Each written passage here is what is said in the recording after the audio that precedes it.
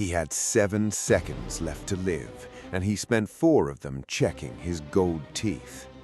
The midnight fog didn't roll in. It dropped like an iron curtain, freezing the waves solid. Captain Thorne wanted to escape the dead calm, but the hostile sea had other plans.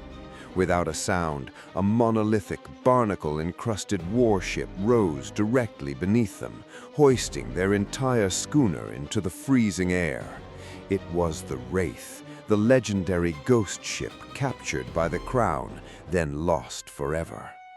Thorne spat blood and grinned. Well, at least we won't die of drowning. Falling, on the other hand. Then he saw the ghost ship's figurehead. It carved his own mother's face. To claim a ghost ship, you first have to survive its memories. Thorne's immediate goal was simple: steal the ghost captain's logbook before his terrified crew mutinied. But the cabin doors were fused shut by decades of calcified salt. Maeve, his quietly suspicious first mate, didn't bother using her boarding axe. She stared into a cracked silver mirror on the bulkhead and pointed. The reflection showed the door wide open, revealing a dry, pristine interior. Thorne laughed nervously, adjusting his coat. "Don't look too close, Maeve. You might see who you actually work for." He reached into the glass, but someone reached back. Commander Vance didn't hunt pirates for the King's coin. He hunted Julian Thorne for personal redemption. Trapped aboard the stranded ghost ship, Thorne's goal was to deceive his relentless pursuer before the Navy cannons opened fire. But Vance's warship tore through the fog like a predator. Instead of firing a lethal broadside, Vance launched a massive iron harpoon directly into the ghost ship's heart, anchoring his destiny to theirs.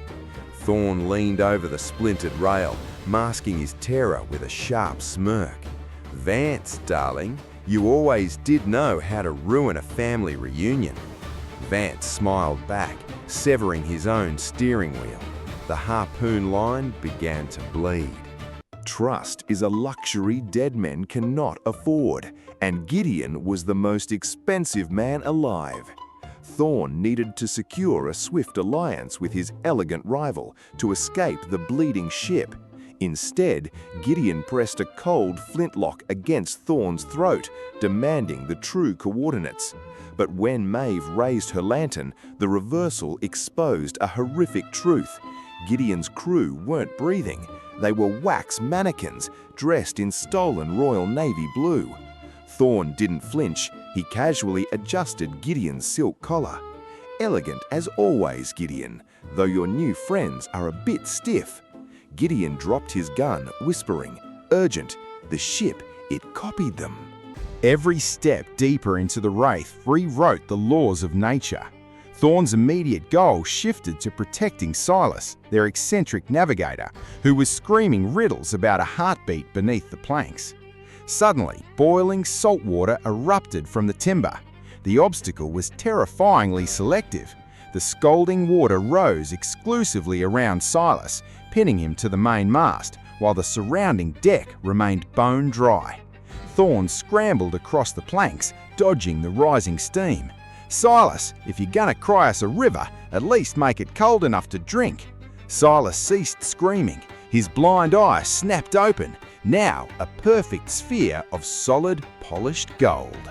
Escalation is a slow poison, and Gideon was a master chef. Thorne needed to expose his rival's secret pact with Commander Vance before the crew was fully compromised. He cornered Gideon by the ship's steering cage, demanding the master key. Gideon sneered, holding up the heavy iron key triumphantly. But Maeve stepped out of the shadows, dangling a duplicate key from her stained fingers. "He's a fraud, Captain." Thorne grinned, tapping Gideon's chest. "A beautiful counterfeit, Gideon, just like your loyalty." Gideon looked down in horror as his key melted into wet salt, transforming into a swarm of biting black flies. The ocean isn't a place, it's an apex predator waiting for you to trip. Thorne's goal was survival. Escape the flesh-eating swarm and steer the ghost ship away from a jagged volcanic reef. But the massive wheel locked solid, turning them directly toward the erupting sulfur vents. Maeve choked on the black smoke. Suddenly, Silas lunged forward, pried his own golden eye from its socket and slammed it into the binnacle box. Thorne recoiled, laughing hysterically under pressure. "Keep your eyes on the prize, Silas. Didn't think you'd take it literally." The needle spun wildly, then locked, pointing straight down into the burning abyss. The true turning point arrived not with a whisper, but with a plunge. The ghost ship dove straight into the volcanic trench. Thorne's immediate goal was to prevent the immense deep-sea pressure from crushing their ribs. The wood groaned, seams splitting, but instead of drowning, an impossible pocket of dry, pressurized air encased the entire hull. Looking up through the shimmering barrier, Thorne saw Commander Vance's warship dragged down with them, trapped in the same atmospheric bubble. Thorne waved through the glass-like water. "Look on the bright side, Vance. We're finally sharing a cabin." Then the fog cleared, revealing an underwater graveyard of stolen ships. In the deep, enemies become cellmates. Thorne needed to deceive Vance into a temporary truce to explore the sunken necropolis. But Vance raised his sword, preferring total annihilation to cooperating with a pirate.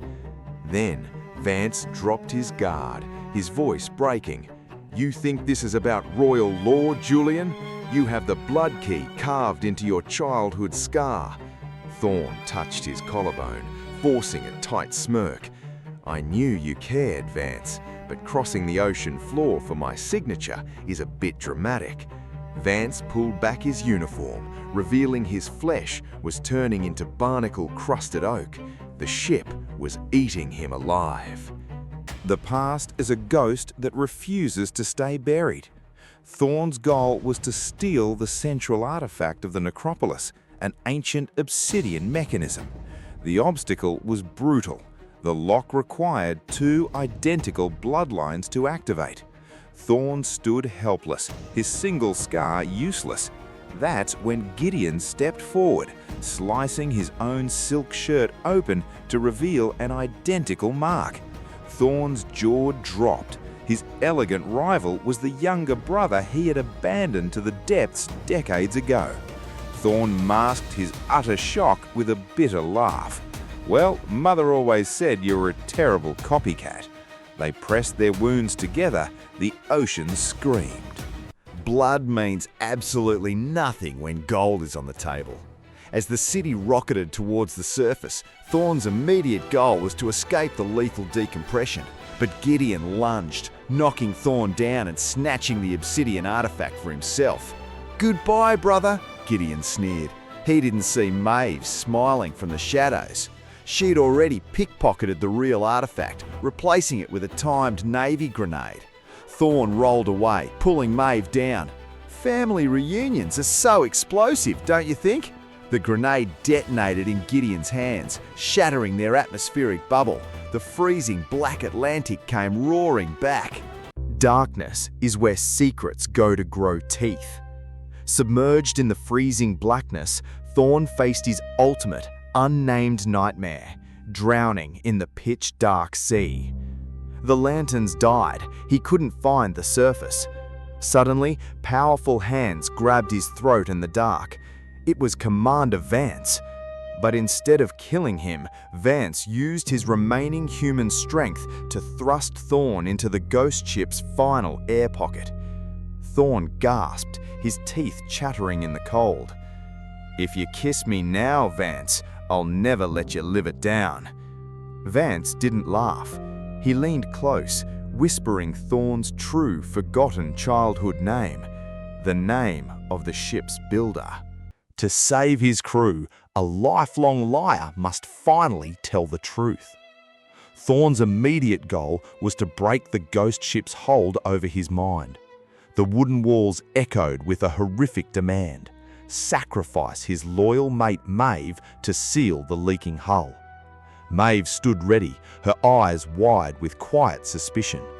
Thorne looked at her, then at his own scarred hands. The selfish captain was dead. He drew his blade, turning completely away from her. "Sorry, love, I've decided I'm a terrible pirate after all." Instead of striking Maeve, Thorne drove his cutlass straight into his own living shadow. The ship erupted in blinding white fire. The final reckoning belonged entirely to the storm. The ghost ship breached the surface, spinning wildly inside a massive Arctic maelstrom.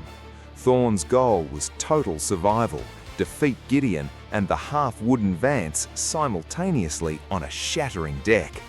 Cannon fire from the drifting Navy fleet illuminated the swirling vortex.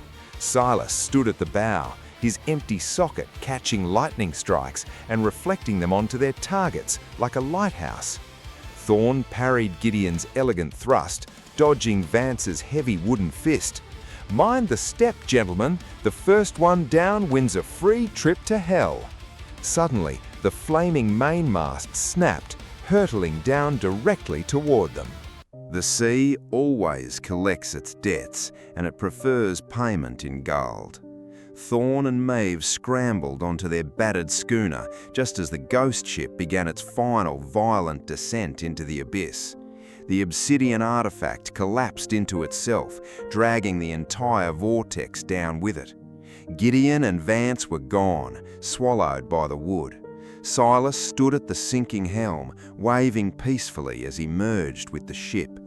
Thorne yelled through the wind, his voice cracking. "Leave a light on for me, Silas. I hate the dark." The sea fell dead silent. Weeks later, Thorne looked into his mirror. Staring back was Silas's golden eye.